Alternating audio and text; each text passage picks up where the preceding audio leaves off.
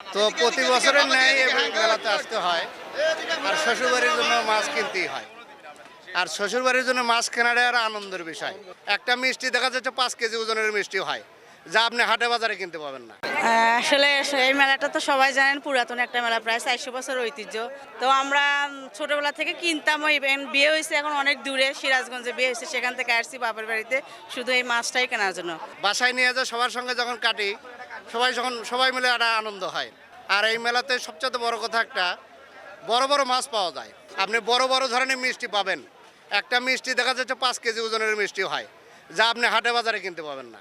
এই মেলা উপলক্ষে সেখানে পাওয়া যায়, এখানে পাওয়া যায়। অনেক জামাইরা এসে কিনে, মেলা কিনে, আনন্দ করে কিনে, যে মাছগুলো মিষ্টিগুলো বড় অনেক।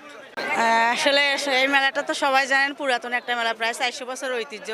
সো আমরা ছোটবেলা থেকেই দেখে আসছি মেলাটা আসলে মাছের জন্য মূলত বিখ্যাত।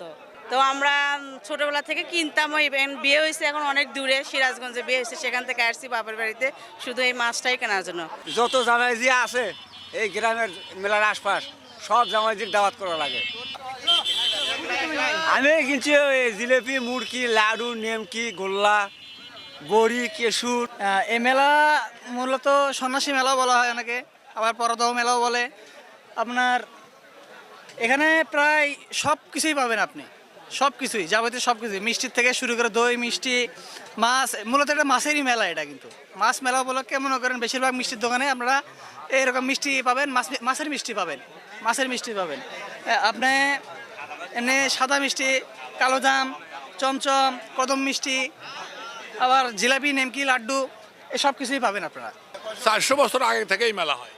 বড় বড় মাছ এবং বড় বড় মিষ্টি এবং সব রকম জিনিস আইটেম এখানে এই মেলাতে পাওয়া যায়। এই মেলাতে যে দূর দূরান্ত লোক থেকে আসে এখানে, এই মেলাতে যা মানুষ করে সে তার পূর্ণ হয়।